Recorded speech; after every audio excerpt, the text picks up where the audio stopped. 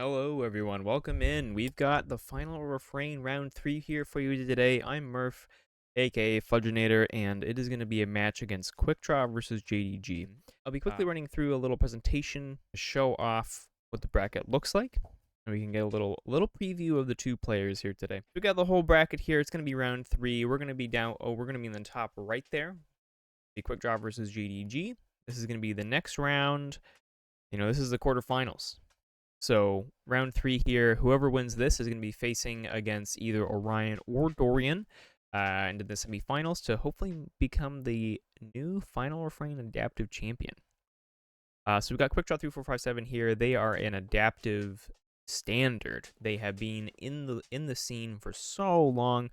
They are a 3-time Kagi champion. Absolutely incredible. The only 3-time Kagi champion that we have. Previously they were tied with Not Tonight. At just 2 times. Now they have surpassed that, so really just incredible adaptive record. They're historically one of the best performers. Not always, but they have like a they've only missed one top cut of the 11 or so they've played, 12 or so they've played. So just a really consistent and successful adaptive player. They're also the Nico 1 champion, which is the photo that they're using here, which is the Northeast Keyforge Open. Not a small feat at all. So they won that as well, which is really cool. They were the Keyforge Team League Season 2 champion as well, which is an adaptive champion, They were the adaptive seat in a 3-person league where it was Archon Adaptive Triad. Were the 3 seats, and Quickdraw here was the adaptive seat. So very prolific adaptive success, and they are a member of the Slappy Lab Work, which is a Keyforge team, and is going to be relevant coming up in a little bit here against their opponent. Their favorite deck is Guadalupe the Periodically Spiky, which is they have piloted to many adaptive successes. It's a very storied deck for them. Really cool Dark Tidings. I really recommend you look it up. There's lots and lots of VODs available of Quickdraw playing this deck successfully in an adaptive setting. Their quote here is, "I'm condemned to use the tools of my enemy to defeat them," which is exactly true. It is well, that's the nature of adaptive, right? And it's like, Quickdraw is so successful in Kagi, they just can't remember them all. And then we've got JDG314, who is a fellow Canadian like myself, also an incredibly successful member, and also a member of Slappy Lab Work, which adds an extra little wrinkle and complication into this matchup. Now, JDG has been afflicted with the always the bridesmaid, never the bride syndrome.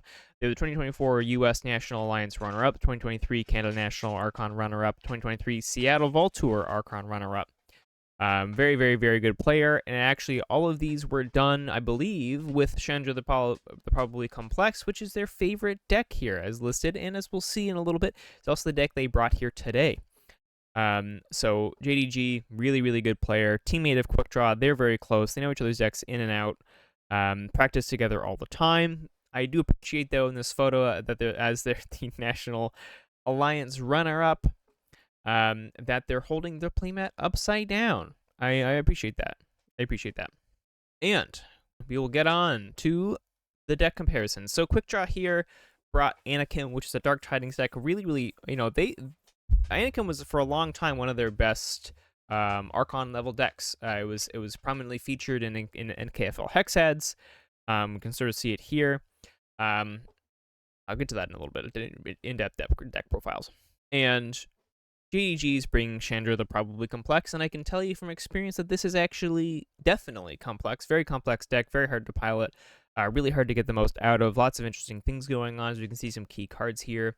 Anakim, lovely Dark Tidings piece. It's got the amazing Dr. Varoctor suite, Reckless Experimentation, Groundbreaking Discovery, Rooftop Laboratory, which accounts for the 0.75 artifact control that we see here.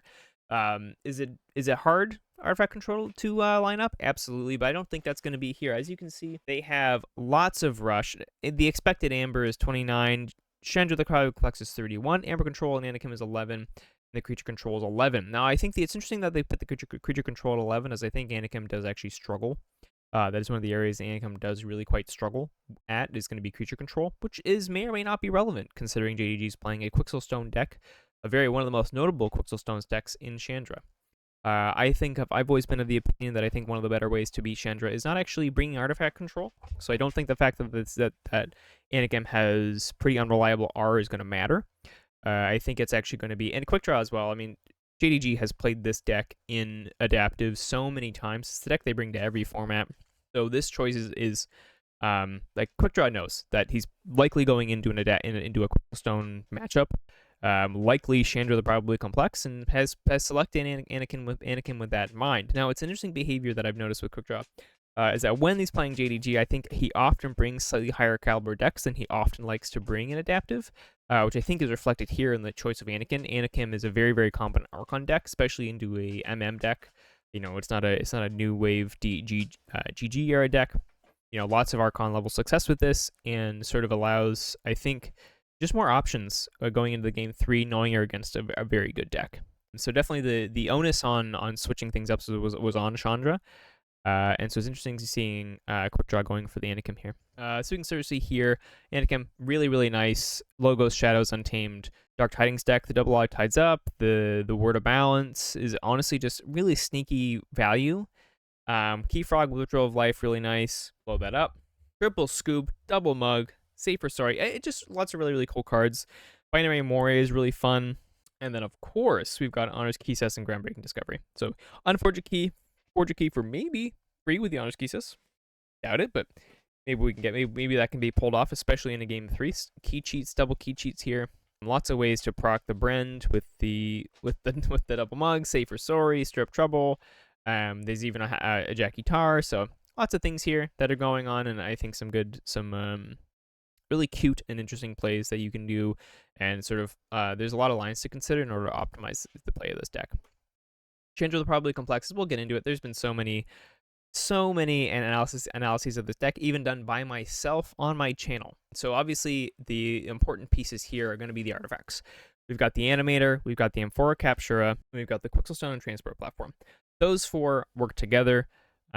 You've got a lot of, honestly, there's just so much going on. There's a lot of pips. The Transport Platform combined with the Animator creates really, really interesting little lines you can do, like bouncing the Igor, all this sort of stuff. And the Exile here, with the double Spoils of Battle and the Amphora Capture, especially with like the Citizen Strix, this thing can pump out capture pips and then ship it all over to your opponent to get value out of it.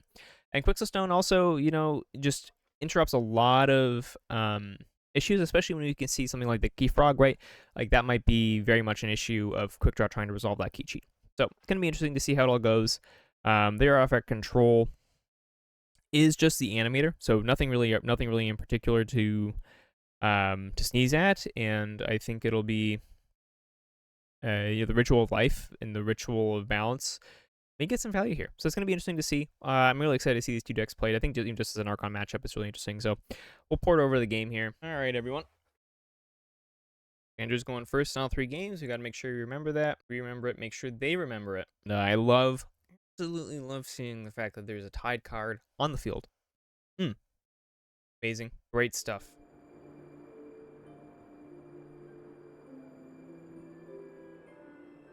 Okay, Quick Draw does JDG does mulligan there on Chandra. Oh boy! That is a turn 1 Quixelstone there from JDG. Quick Draw just follows up with double Tides Up for 3 Amber.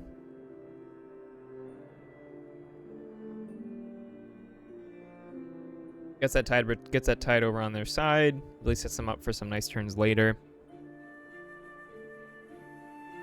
And no creatures discarded either. I think Quick Draw is someone who is not at all double opposition research. Very nice. Oh, I see. Logica dug for it. Very good. Discarding the Transport Platform though is interesting. Now Chandra is very I'm not gonna say easy, right?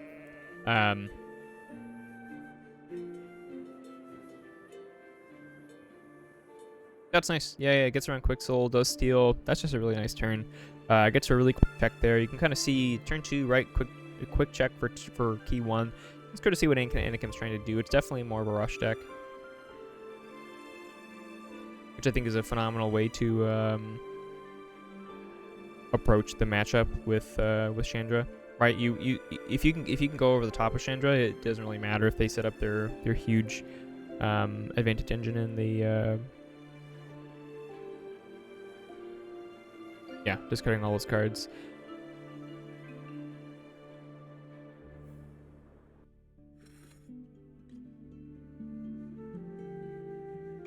So very, very quick turn there from Quickdraw, just going shadows, really quick shadows, playing the one scoop and then the things, and then we see a Citizen Strix and Spoils of Battle come down with an Exile. So really, really nice turn there. Obviously, it wasn't as enhanced as we would necessarily see with if the F4 capture was on the board, but the fact that we get a 6 Amber swing there with the Strix is really good. I guess 7 Amber swing because of the Exalt too. Really cool. Okay, see an Animator come down. We see a Forge Compiler. Animator in particular wants to bounce Star Alliance cards. And by that I mean it wants to animate the transporter platform. But it can do a lot of different stuff. And then Quickdraw here really taking a number of small turns. And Shadows not being effective, being able to be effectively used at all. With both the scooped and Hobnobber, right? 2-card discard turns. This is horrible tempo. And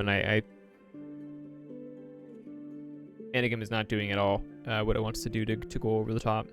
And this Strix on the board here, with JDG not playing into it at all. We see the M4 capture and Trora capture come down as well.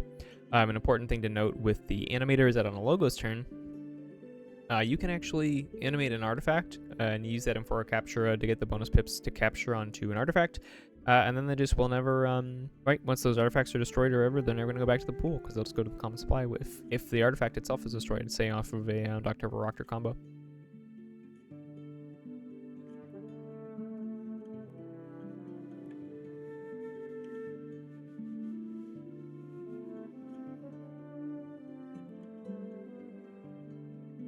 Okay, so you thin the herd, which gives JDG back the Amber. Control balance steals one because they go above 6, and then discarding the Mookling, which is fair. I mean, Mookling would attacks there, so I'm going to stop the key.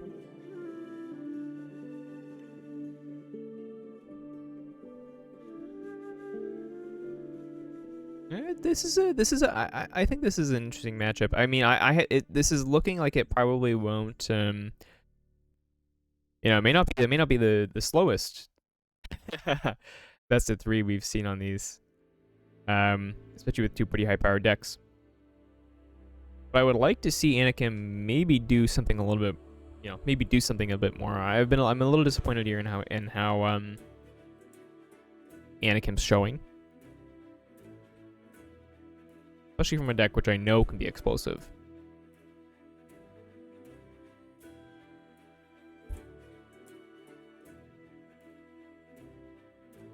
JDG hits him with a classic Thinking, trademarked.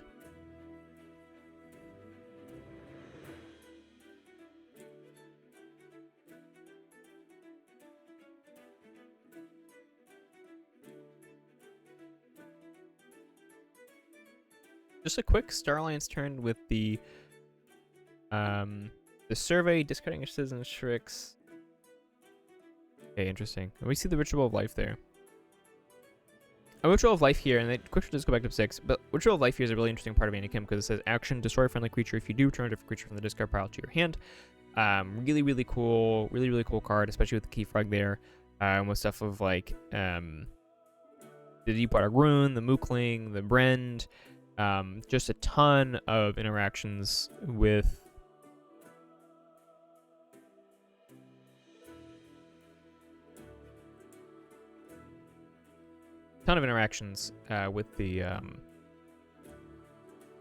with the cards in the deck, and I think really small synergies that you get a lot of value out of.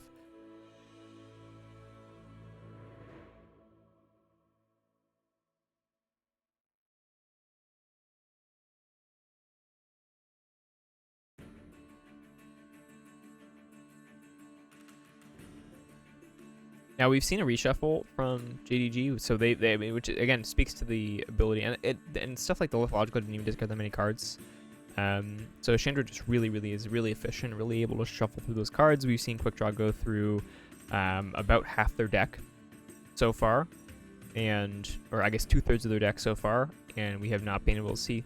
We have seen a full 100% for JDG. Just sort of a difference in card economy. There's a reason this deck, has been a runner-up on so many at so many different events. JDG has done a lot of historic success with it. It's usually a first ban in triads and KFL formats. This deck just does crazy things.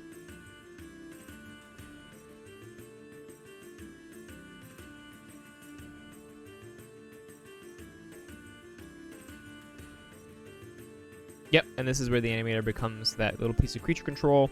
Bouncy Deathwork comes down. Obviously, JDG has 2 of those, and they are an important part of the package that they have. Forge Compiler pops, which is actually kind of annoying for JDG. This isn't really a card you care about or want to see. It's kind of inconsequential, right? You just didn't. They're glad they didn't come around on the reshuffle. So that sort of has been done, and I don't think this game is going to go through another deck cycle on JDG's side. Probably doesn't matter. It's fine to pop there. Quickdraw again with a really poor turn. Puzzler and Bolt, Information Exchange, and Honors Thesis. No value on any of those things. Obviously, they get a steal 1, but it's inconsequential. Wasn't stopping a check. Really wasn't stopping anything. So just sort of really bad turns there. Quickdraw does have 1 key, which is something. We see Hedonistic 10H power and discarding of the Cinder Quintina if they're from JDG. So Keyfrog is down with the Ritual of Life. That's a lot less scary. We see the Word of Returning. Word of Returning played again. Can be relevant against Chandra, but the Amber on the creatures, it kind of has to come at the right time. Obviously, it has not this time. So sort of it's an interesting tech card, and I think it's something JDG has to keep aware of. It's unfortunate that for Quickdraw that it never was relevant in this game.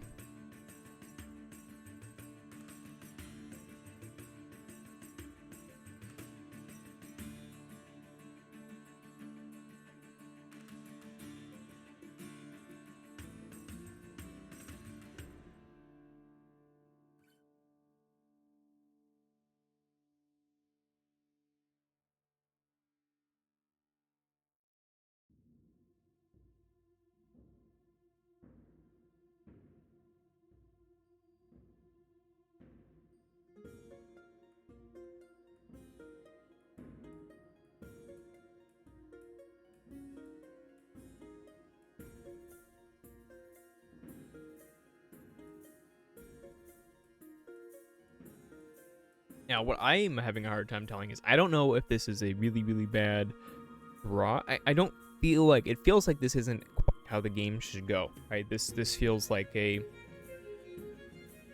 not a low roll meets a high roll. Don't think that's quite it, but I think a low roll meets like a Chandra doing what it likes to do, and Chandra not really having to deviate from its optimal play lines. Again, it has not really put any pressure on to JDG so far. Yeah, and I think Quickdraw will get another key here. No, they don't. Okay, interesting. They set the thing, but again, what's left for Untamed? A fair bit. There's a fair bit left for Untamed, actually.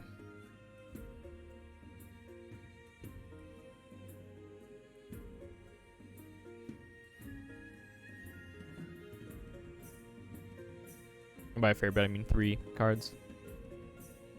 Yeah. We see the opposition reach come down.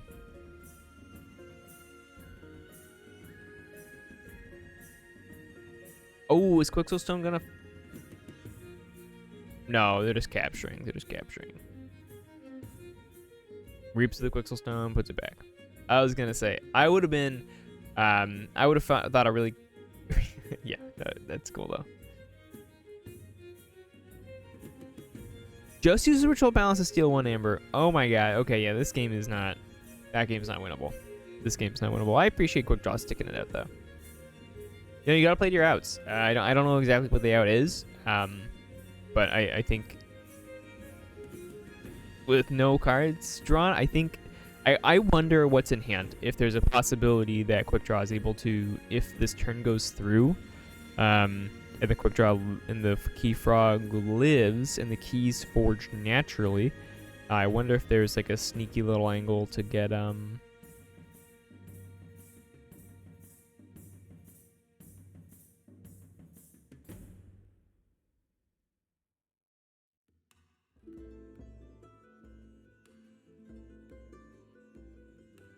like, I wonder if there's an angle to forge naturally and then get... Obviously there's not, because the stopping has happened, but interesting though if that would have been the case. There's so many amber pips in Chandra, it's really, really hard to get a dead hand where they can't, when the M4 captures out, they can't stop a check at 6.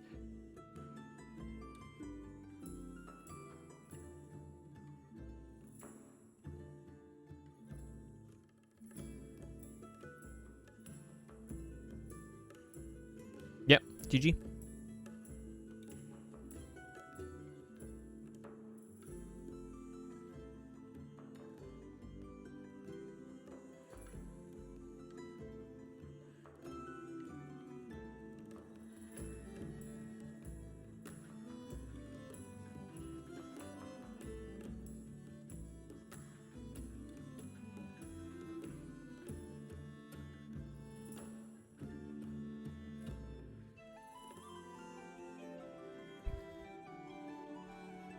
Really got that.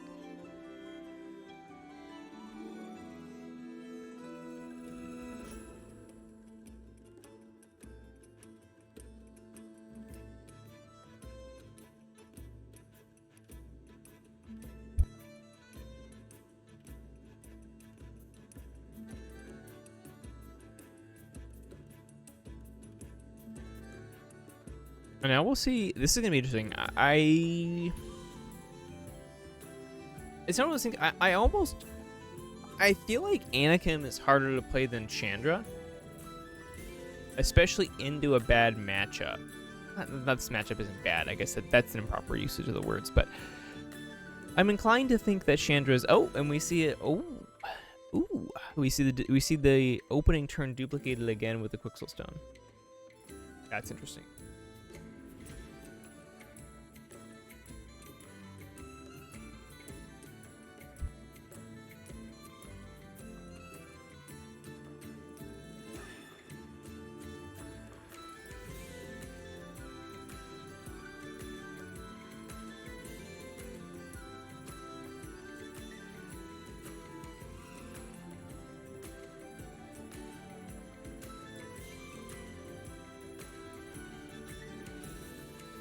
That's right. Fair is fair. Fair is fair. JDG got Quixel turn 1. Quickdraw gets Quixel turn 1. Okay, and we see a play of the Bilge Ward and raise the tide there. We see a phase shift come out. We see the Ritual of Life come down. See now a really, really early Ritual of Life. Way better. Way better. Especially because Ritual of Life actually plays into. That's. Oof. You don't want to see that. Double spoil. Both spoils of battle out first turn. That's rough. That is rough. Especially since like can be such an important amber control tool for Chandra. You see a mug there. Now, the thing is that Ritual of Life actually plays into Quixel Stone really well because it does destroy the creature before you bring another one to hand.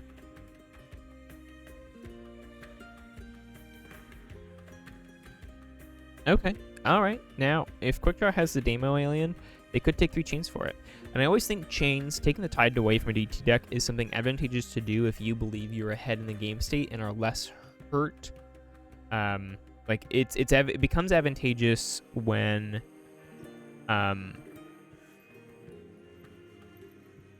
yeah, see, there we go. Steal 1. There we go. Bingo, bango, bongo. Love to see it. That's exactly what I like to see. I love seeing taking the tide here. They're the one putting the pressure on. They're ahead on cards. They're more efficient than Anakim too. So I think taking the tide like that, taking 3 chains, getting a steal, getting, like, you know what I mean? Like that's just so much value. And really push pressure on the deck that's already probably behind on tempo. To go ahead and take more chains and put themselves further behind on tempo. Anakim has obviously tools to do that. They got the double all tides up. And such, so they're not really all that worried. But like here, for example, they didn't raise the tide. So they're giving Quickdraw an extra amber. Not gonna... They're getting the Deepwater Gruin back.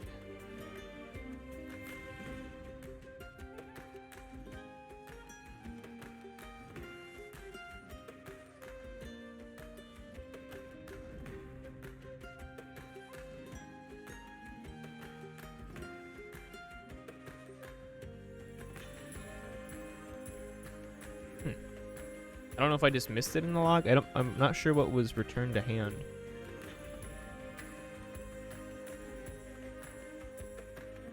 I didn't think this was optional.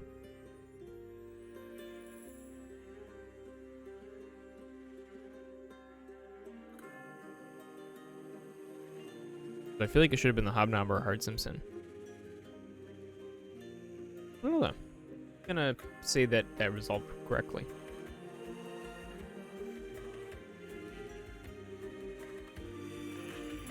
Got a nice turn though. We've got the rooftop laboratory down, which is really nice. We've got important artifacts down already. Quickdraw's over there assembling the thing. I wonder if they have the exile here. They're kind of playing it like they might know. Nope, they do play the Shrix, so they're gonna go to 4 with a key up. They got the transport platform already, which is gonna help with that with those aliens and the upgrades. And they've got that nice, beautiful Amphora Captura down there.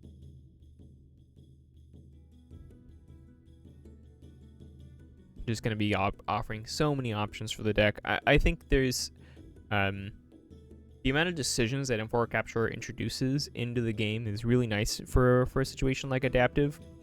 While not necessarily increasing complexity, it increases the amount of decisions a player has to make, knowing when you need to resolve the Amber for Amber Pip, when you resolve it for Amber Control. And all that's going to be really dictated by the nuances of the game state, nuances of the decks, nuances of the matchups. Where you are on the deck, and so like lots of deck knowledge like that can go a long way with a card with a Amphora Capture on the board, and can be really punished. You know, lack of experience and lack of understanding of the deck and how the deck sort of wants to operate and what the limits of the deck are can be a real factor in an adaptive match like this. I just think it's a wonderful card. I think for Adaptive, it's really, really wonderful to have cards in play in your deck that add decision points to the game. Decision points is where skill expression is. And the more of those you have, the more of those you introduced, the more that's going to matter. And the more experience and understanding matters. So, okay, we do see an exile shenanigans.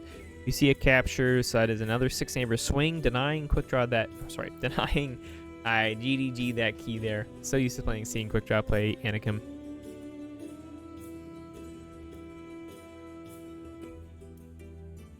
They're really nice.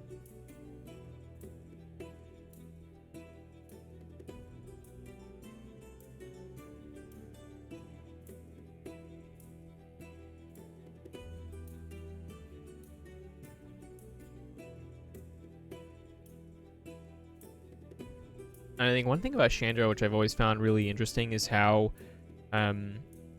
able to grind it is. It can really, really grind out a game.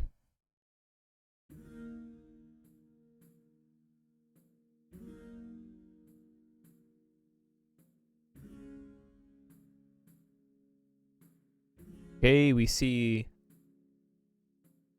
See, this is a nice little combo. This is what we like to see. We see the Ritual Life, destroy the Sandra Quintina. The JDG then plays the Deepwater Gruin. Deepwater Gruin is obviously still giving Quickdraw that 1 Amber. So now at this point, it's almost like, well, should JDG for 2 Amber to Quickdraw? Should they just have taken the Tide? We're going to see the All Tied Up come down.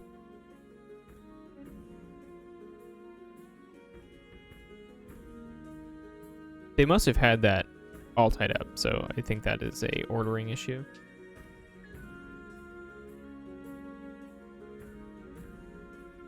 Yeah, there we go. So that's 2 Amber over to Quickdraw there. JDG. And 1 off of just a really, an unfortunate ordering error.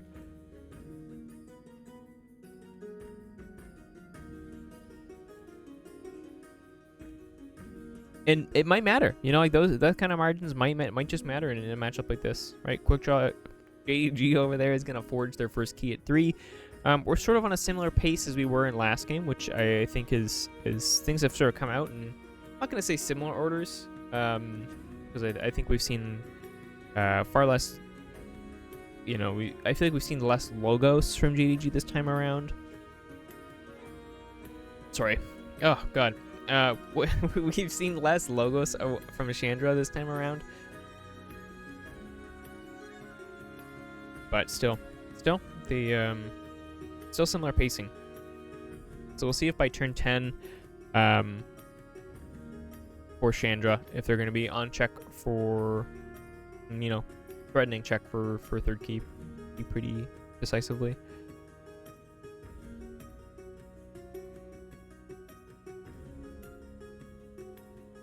Control bounce comes down as well. Quick draw over there with the opposition research. Plays off the logic. Let's see what they're going to take in hand. This is going to be the Logos Infomorph, which is, you know, not really what you want to see. Obviously, like, great to have it just back in the discard because you're obviously not playing it. Use the animator to beef up that Rooftop Laboratory. We're going to see a Bouncing Death Quark come down. Classic. Going to blow up that Rooftop Laboratory. Make sure they can't get off that Dr. Varoctor combo, which is going to allow JDG to get back into the game. So great, phenomenal. Taking away JDG's outs. Yeah, just very nice there.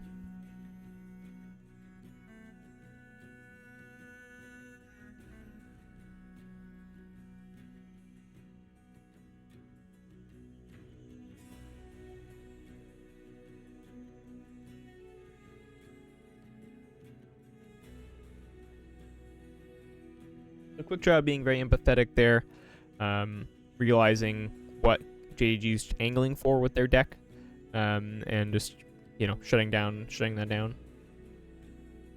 Say for Sorry, really cool card. Love the decisions that card makes. We're gonna see the Jackie card discarded too. So JDG not wanting to play creatures unnecessarily. They do play the Brand, I think is actually very reasonable.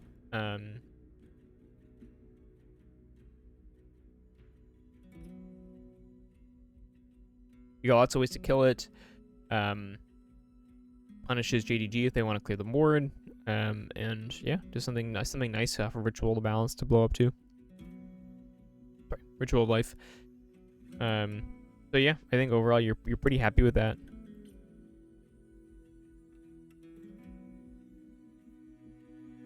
We're gonna see the Daemon land come down, which is gonna ping itself. It's gonna be able to draw both cards. So we're gonna see, you know, the whole thing. Deck's gonna reshuffle here. Okay, very cool. Gonna see the blast shielding. Yeah, I think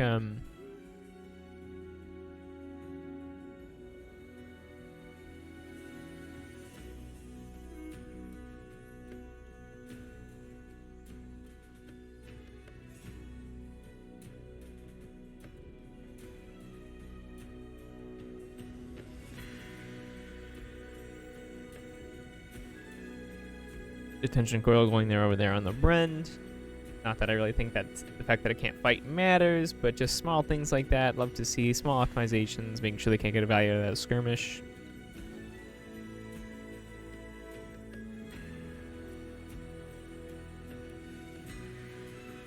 Be pretty cool if this deck had like a Way the Pixie, not Way the Pixie, Way the Porcupine or something, but it does not. Last time I checked, doesn't show up anyways. And they had 7 Amber here, so there's just no way that this Brand is resolving. I would like to see Quickdraw take JDG off check here. Perfect. Good.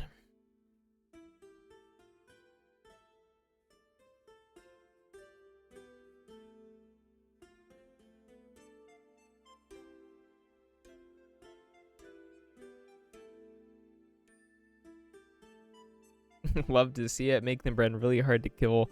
We're going to see the Ritual Bounce come down. Sorry, Untamed is called. Ritual Bounce steals 1. And Ritual of Life is going to blow up this Brand.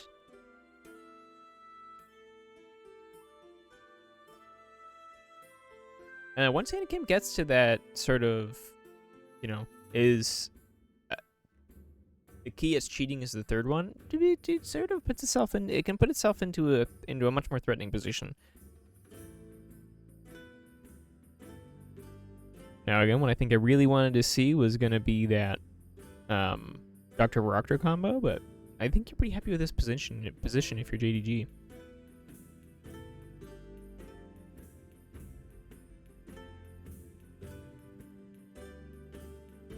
There's the Deepwater Gruin. There's an all tied up. So going to 13 amber, so putting themselves in a very good position. Now the issue becomes that Quixel Stone.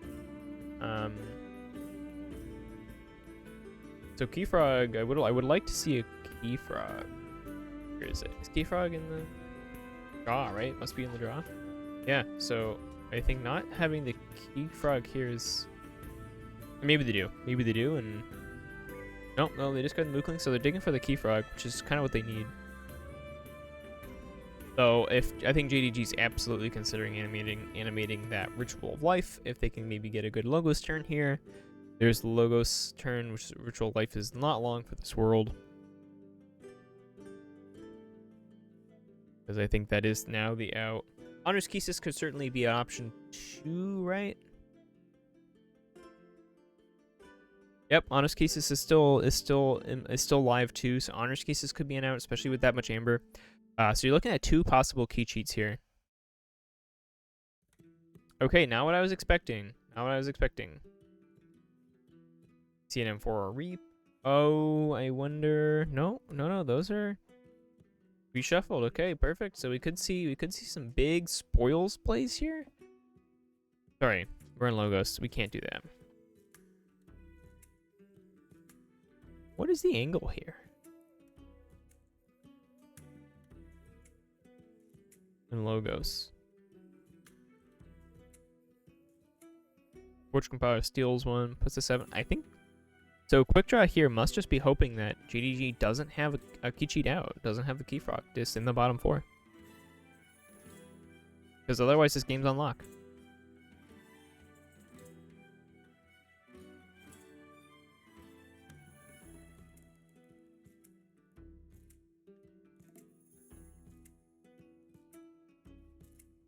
Yeah, this is a little bit more I expected the matchup to go on. So really was a bad roll for Quickdraw in game 1. So it was a low roll meets like a pretty good, like not a high roll, but low roll meets something standard, and bad luck for Quickdraw.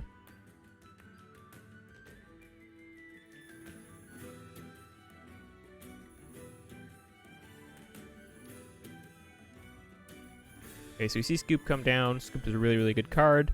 That ward actually working at Quickdraw's detriment there.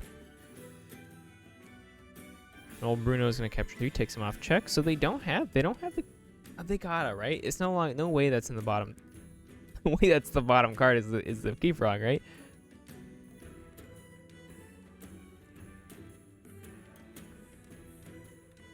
Crazy. Old Bruno there coming in clutch. Now that ooh, okay. We see a Saurian turn.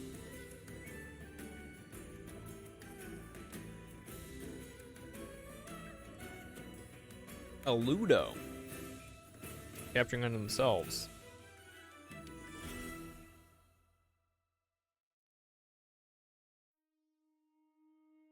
Okay. Okay, interesting. Interesting.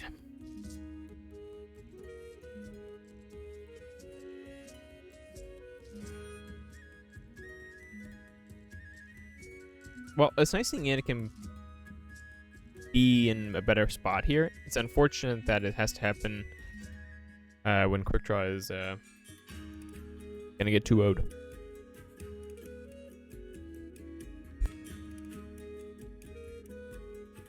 Kendra is absolutely not out of this yet, though. We still have 2 Spoils of Battle, which can be online. And plus an Exile.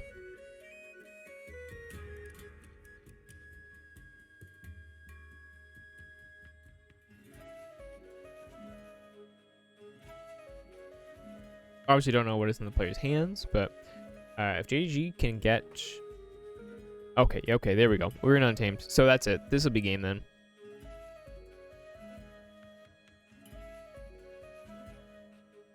We're going to see the Keyfrog come down. It's going to get popped. Ooh, and the word of returning too. Absolutely love to see it. Wonderful, wonderful job here by JDG.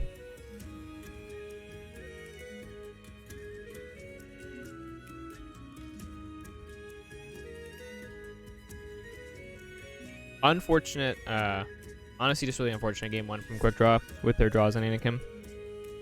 So, well played to both. I think JDG played game one really well. Quickdraw was digging for all the best they could.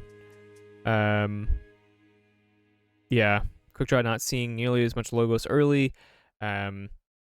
So much slower start to the game. We didn't see the reshuffle till later. I agree. Similar pace up until turn 7. I guess I maybe would disagree a little with that a little bit, but definitely not exactly what you want to see. The opening hand being the double spoils of battle ancient power, terrible, right? That is not at all what you want to see ever in Chandra. You really want those to come after the Amphora capture has come down. You want those to be brought out in conjunction with an exile. Obviously, they got a 3, Amber exile with the Citizen Tricks, but it's just not quite the same. So, yeah, really well played to JDG there. Hey JDG, welcome in. So how do you feel winning? How do you feel moving on to the quarterfinals? Sorry, semifinals. I'm pretty happy. I wasn't sure how this matchup would go. Well, but yeah, I'm pretty happy, and yeah. Good, perfect, amazing. Now obviously you bringing Chandra the Probably Complex, that is something not unexpected, especially given your tenure in adaptive.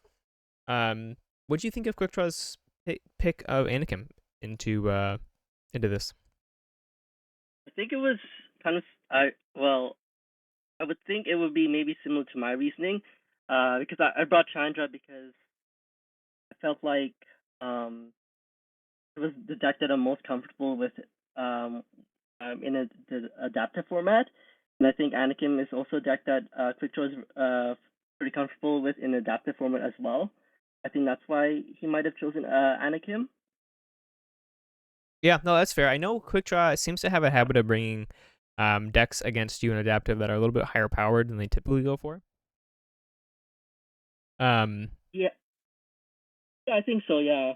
I think probably with the idea in mind that you often bring high powered decks. I think Chandra obviously is your staple. It's your standard for adaptive, and I think Anakim was an interesting choice because I thought that, well, I always think that one of the best ways to sort of tackle Chandra is sort of going over the top of her. But the lack of artifact control, I thought was interesting, given because some of the historic matchups that Quickdraw has brought in, like we saw, like Quickdraw has brought Che into Chandra, right? Just something with 3 Hawks, just looking to try and mitigate some of the artifact shenanigans that Chandra gets up to. So I thought this was an Yeah. interesting matchup. It seemed to me in game 1 that it seemed like a pretty low roll from Anakim with like a very I'm not going to say a high roll, but sort of like a standard roll from Chandra. How did you find that game 1? Do you think it was emblematic of the matchup? I think I feel like at least okay, the first game I think that was maybe like a standard roll. Well, other than the first turn quick soul, like that's the high roll for Chandra getting in both games. I think fairly good draw for Chandra, just because in both games Chandra was able to get most of its artifacts. It was able to get Amphora and also get a successful exile as well. Sometimes I've played adaptive games where like Amphora isn't even played, and Amphora is also just as important artifact as Quicksoul, and that can definitely affect the outcome of the game. Right. But I felt like the rules were fairly standard. In both games, the groundbreaking discovery wasn't successful. Yeah, Rooftop non-factor. library was destroyed in both instances. But if rooftop library, groundbreaking discovery ever gets is ever successful, that would be very devastating to Chandra. Yeah, absolutely. I know. I thought it was when in the game where you were playing Anakim, I thought that the rooftop laboratory was gonna go off. I saw that as like a really good angle for you. Obviously, Quickdraw snuffed that immediately, animating the rooftop laboratory. But yeah, no, I think Yeah. game 1, it felt like Anakin was doing absolutely nothing the entire game. So I wish Quickdraw was on the call because I'd like to hear his thoughts on that because pretty much he was discarding. I mean, it seemed like he was 2-2-2 the whole game. Discarding like a hobnobber and a scooped, and then going on about his way. Yeah, and the like near the end of the first game, you saw that there was like key frog. I basically did not want to destroy that key frog because I knew he still hadn't played rooftop library, so you could have had rooftop. Oh yeah, he had groundbreaking discovery in a discard pile, but if he had the 3 other pieces, he could play rooftop library with Dr. Verrochner and the upgrade, reckless experimentation, and get the groundbreaking discovery back in his hand. So that's why I didn't want to destroy Key Frog, and I was avoiding playing creatures. No, yeah, I think that was really smart. I thought that absolutely was really smart, and I think it was a really fun matchup to watch. These two decks are very dynamic, and I think it was interesting too because I think in both games, around turn 7, I think it was around turn 7 or turn 6, it was sort of like a Chandra is like 2 keys, sort of 2 keys in developing sort of the engine, with Anakin being sort of 1 key, 1.5 keys, with like Chandra having done a full, close to a full deck loop with Anakin being halfway through. It was really interesting to see, but in both games, it was sort of similar pacing up until about that 7-8 turn mark, but very very different circumstances past that. Yeah. All right, do you have any thoughts on going into the next round? I guess it will be interesting. So I guess I would be up against either Orion or Dorian, right? Yeah, that's right. Oh, are they playing their match right now? I think. I think they actually just finished. I think they just finished. Oh, okay. Okay. Yeah. So yeah, you'll see which deck I will bring next round. Perfect. No, I won't ask for a sneak peek. I will not ask for a sneak peek. Now, how many rounds? How many of the past rounds? Like, did round 1 and round 2 you bring Chandra? Oh, round 2 I didn't. You didn't. I brought that. No, I brought a different deck. See, that's I think maybe the biggest surprise of the bracket. What deck? Which deck did you bring? I haven't had a chance to catch that match yet. So this is a World's Collide deck Stack Star, the Rogue something. It is basically a double anomaly deck with Memolith and Infomancer, and it has like 2 Binding Irons. It has Greater Set for purging, and then like a couple of archiving. So basically, So it's like a Doomies. The third game where, yeah, and the third game basically I was able to win with the Data Forge. That's awesome. Oh, that's cool. Yeah, it's a very interesting deck, and the fact that it has Binding Irons and also like potential to put a Binding Irons underneath a Memolith definitely adds some complexity to the chain bidding. Because in that game, Donut's dad won his deck for 6 chains, and I basically kept him chained for the entire game for 17 turns, which is kind of funny. That's amazing. That's amazing. I love what stuff like Binding Irons does, which is what Dark Tidings does inherently. Yeah. I love that. That's phenomenal. Now, in this game, obviously there was an opportunity to raise the tide. Like Quickdraw took the tide aggressively very early. Obviously, like, do you think that was an appropriate thing to do for Quickdraw? In the position Chandra was in, like, do you think this matchup looks different if Quickdraw lets you have that tide and is currently 3 cards deeper? I'm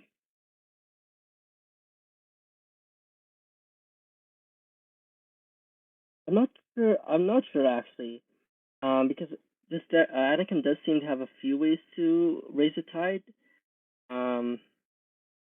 They do, like yeah. All tied up. I'm not. Yeah, it's got the ability. Yeah. For sure, I agree. Like Anakin does have a lot of ways to raise a tide with a double all tied up.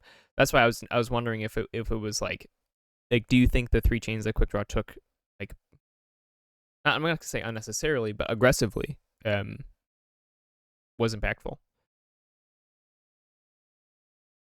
I'm not sure actually. I actually I don't know. I felt like I was playing the game kind of fast. I didn't actually realize he took the train. Oh, To be I know honest. there is the Yeah, that's why I got confused. I was like, wait, why is it Tyler? Oh, and then I messed up. Yeah, I didn't realize that I was on that he had risen the tide. Okay, I don't gotcha. think I'm not sure. Like because Chandra also has a lot of ways to cycle through its stack. Like and Chandra can handle a fair amount of chains. Like 3 chains is nothing to Chandra. So I'm not sure and also the fact that Chandra was able to get its artifacts fairly early, it meant that it was I don't think it was I'm not sure if Quickdraw was really needing to dig for anything during the game once he had all the artifacts. Right. Now, I thought it was interesting though. I feel like we saw a lot less logos in the first half from Quickdraw than we did from you in the first game. And I kind of it almost it felt to me that I guess that felt like a big difference in terms of the efficiency. I do agree. Like I've seen Chandra slough off a lot of chains. Um, and 3 isn't really a lot of stuff, but it did seem like a difference. There was a starker difference in card economy in game 1 than there was in game 2. Hmm. I don't know if you agree with that assessment. This is the fastest I've ever seen you play, I think. I'm just looking back at logs. Thing is, I think he was able to get things like the survey um pretty early on and like things like expected inquiry. So I'm not sure. I didn't feel like there was a huge difference in terms of Chandra efficiency between the both games, but I'm not sure.